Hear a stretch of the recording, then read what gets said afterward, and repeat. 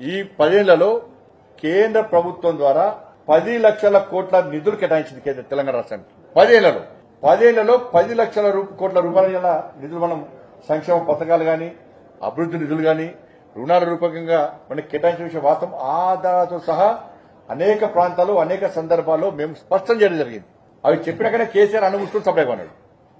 ఆ ఉరుడు బంద్ చేసినప్పుడు KCR tax devolution వివిధ కేంద్ర పథకాల అమలు కోసం ఈ 10 ఏళ్లలో 6,75,000 కోట్ల రూపాయలు ఖర్చు చేసినాం.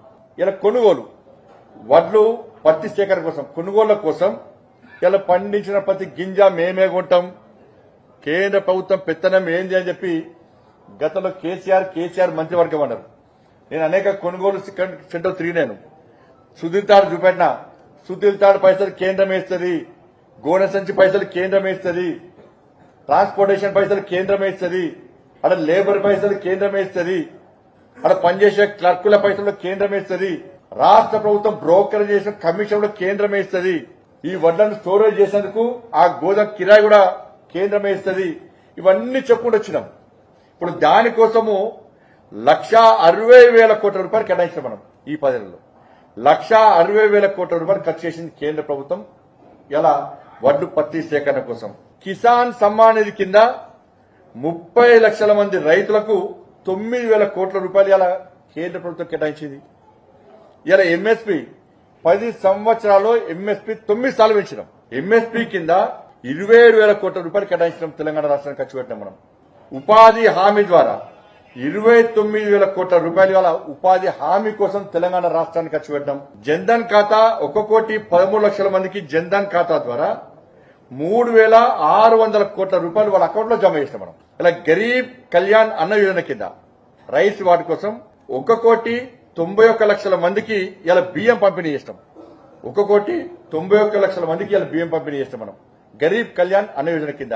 కానీ ఫోటోలు మాత్రం కేసీఆర్ పెట్టుకున్నాడు. ఇలా 14th ఫైనాన్స్ 15th ఫైనాన్స్ కి కమిషన్ ద్వారా గ్రామ పంచాయతీలకు 12,580 కోట్ల రూపాయలను కేంద్ర ప్రభుత్వం గత 10 ఏళ్లలో తెలంగాణ రాష్ట్రానికి ఇచ్చింది. 30 లక్షల టాయిలెట్స్ కట్టించినాం. 5,50,000 ఇళ్లకు కరెంటు సౌకర్యం కల్పించినాం. హైవేస్ నిర్మాణం కోసం 1,15,000 కోట్ల రూపాయలు ఖర్చు చేసినాం. గ్రామీణ సడక్ యోజన కింద 1,100 కోట్ల రూపాయలు ఖర్చు చేసినాం. దాదాపు 4,000 గ్రామీణ సడక్ 4,000 కిలోమీటర్ల రోడ్ల నిర్మాణం చేపట్టాం. దీని ద్వారా వరంగల్లో కాకతీయ, ఆదిలాబాద్ లో రిమ్స్ మెడికల్ హాస్పిటల్ నిర్మాణం జరిగింది. హైదరాబాద్ లో ఈఎస్ఐ సూపర్ స్పెషాలిటీ హాస్పిటల్ నిర్మాణం. 30 లక్షల ఇళ్లకు జలజీవన్ మిషన్ కింద నల్ల కనెక్షన్ ఇవ్వడం జరిగింది. పీఎం స్వనిధి కింద 23,000 కోట్ల రూపాయల లబ్ది ఇవాళ పీఎం స్వనిధి కింద ఇవ్వడం జరిగింది. ఆయుష్మాన్ భారత్ స్కీమ్ కింద 80 లక్షల మందికి పైగా లబ్ది ఇవ్వడం జరిగింది. 11,80,000 మందికి ఇవాళ గ్యాస్ కనెక్షన్ ఇవ్వడం జరిగింది ఈ ఏడాది మార్చిలో.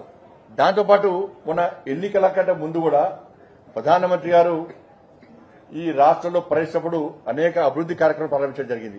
గత ఏడాది మార్చిలో ప్రధానమంత్రి గారు ఆదిలాబాద్ పర్యటనలో 56,000 కోట్ల రూపాయలు, సంగారెడ్డి పర్యటనలో 6,800 కోట్ల రూపాయల వ్యయంతో నేషనల్ హైవేస్, రైల్వే లైన్ వంటి అభివృద్ది పనులు ప్రారంభించడం జరిగింది.